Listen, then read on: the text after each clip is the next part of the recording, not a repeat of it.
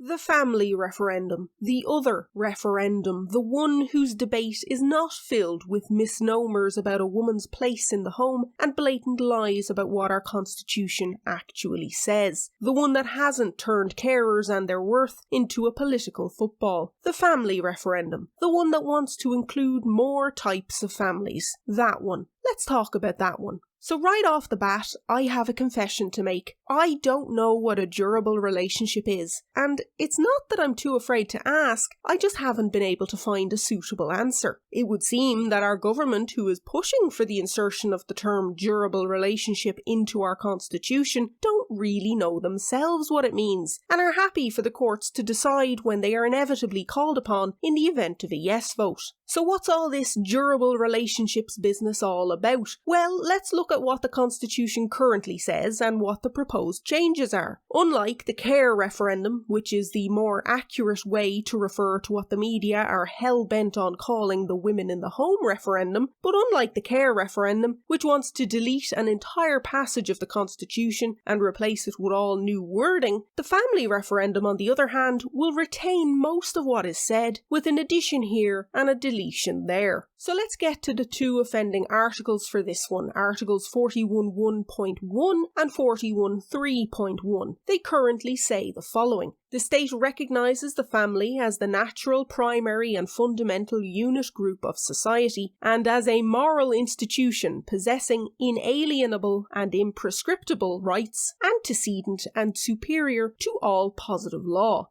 And the state pledges itself to guard with special care the institution of marriage, on which the family is founded, and to protect it against attack. The proposed changes are as follows. Article 41.1.1 will be expanded to this. The state recognises the family, whether founded on marriage or on other durable relationships, as the natural, primary and fundamental unit group of society, and as a moral institution possessing inalienable and imprescriptible rights, antecedent and superior to all positive law. And Article 41.3.1 will be shortened to this. The state pledges itself to guard with special care the institution of marriage and to protect it against attack. So, what are the issues, if any, with these proposed changes? Well, it's the durable relationships bit, isn't it? When those pushing for this new wording can't even define a durable relationship, which will be elevated to equal footing with marriage, well, it's a can of worms just waiting to be opened, isn't it? It's basically the hate speech legislation in constitution form, with both hate and durable relationships being left with no definition and therefore open to interpretation. If the purpose of this referendum was to remove the wording about how family is founded on marriage, I actually think I'd vote yes, barring more learned people than I pointing out some other legal issue with the same that I can't think of.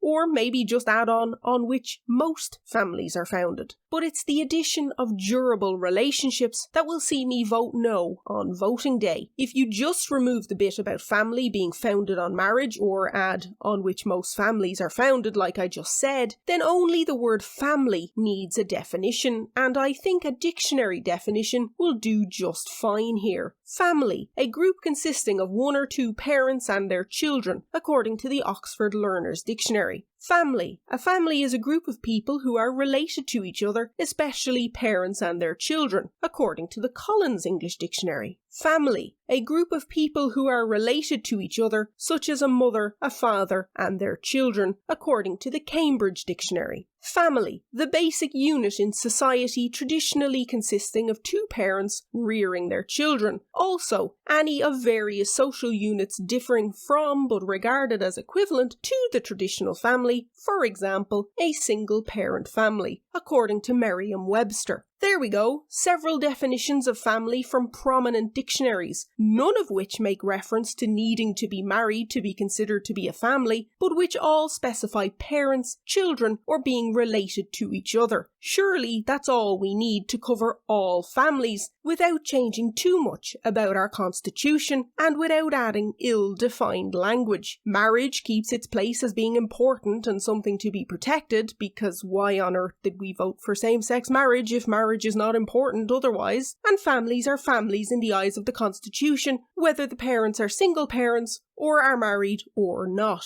Simples. Durable relationships, as I said, is a can of worms waiting to be opened. Family, as defined in the dictionary, is always family. If you have a child, you are always and forever a parent. Therefore, you and your child are always family. If you get married, you are married for as long as you are married, with a defined and recognized start and, if needed, end point. But what about durable relationships? What are they? Well, according to the head of the Electoral Commission, a durable relationship could be defined by a couple getting a Christmas card or being invited as a couple to a wedding. Apparently, they are indicators of your commitment to each other. But here's the problem. It opens the door to a great many legal issues. Getting married is meant to be a public and legal indicator of your commitment to each other. Everyone knows that there are legal ramifications to getting married when it comes to family law, succession law, pension law, social welfare law, and tax law, as highlighted by Senator Michael McDowell, who has asked some very important questions about this family referendum and is advocating a no vote. So how far will durable relationships extend with such issues? And can you opt out if you chose not to get married to avoid those legal entanglements? And it may be laughed at, but what if a throuple or other polygamous relationship can prove their durability by showing that they often get Christmas cards or wedding invitations addressed to all participants of that relationship?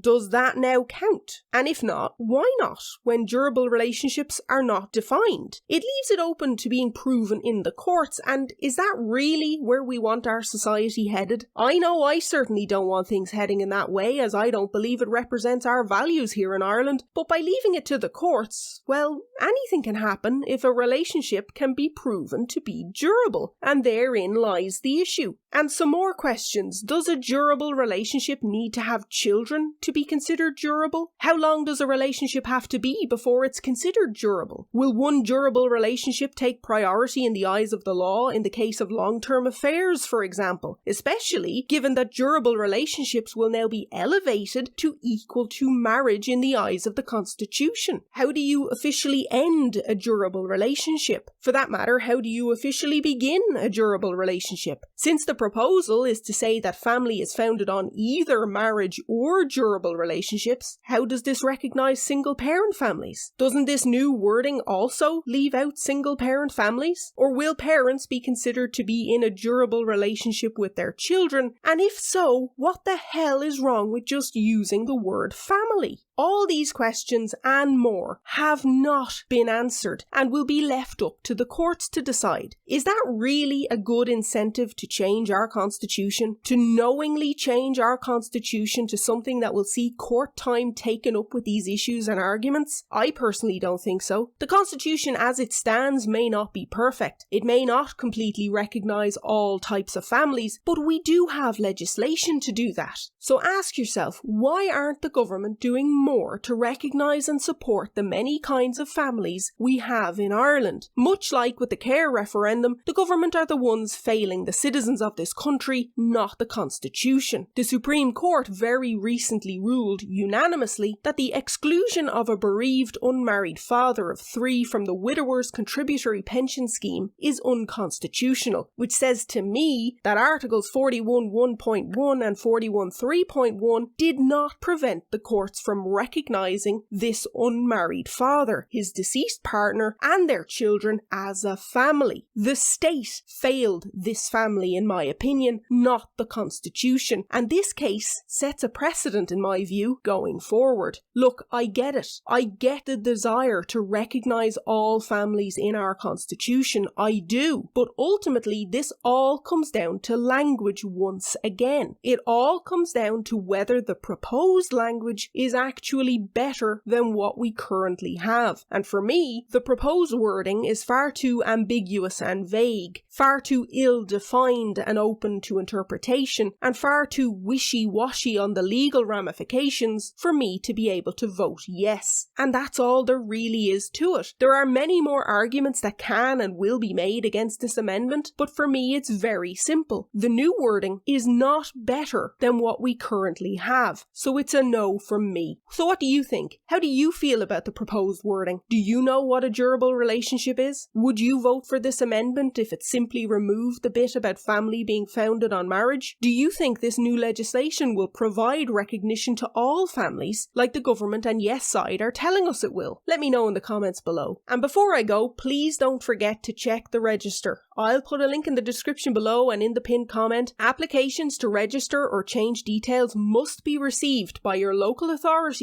no later than the 20th of February, so be sure to make sure everything is in order before then. Not voting is as good as a yes vote, so exercise your democratic right and vote for what you think is right. And a big thank you to everyone who shared my last video on the care referendum. Let's keep it going as the misinformation goes into overdrive. Don't forget to like, share and subscribe and hit that bell icon to be notified of new content. If you want to support the channel, you can buy me a coffee or a super thanks, which is greatly appreciated, and a huge thank you to those of you who already have. You can also follow me on Twitter. Until next time, slán go fóill.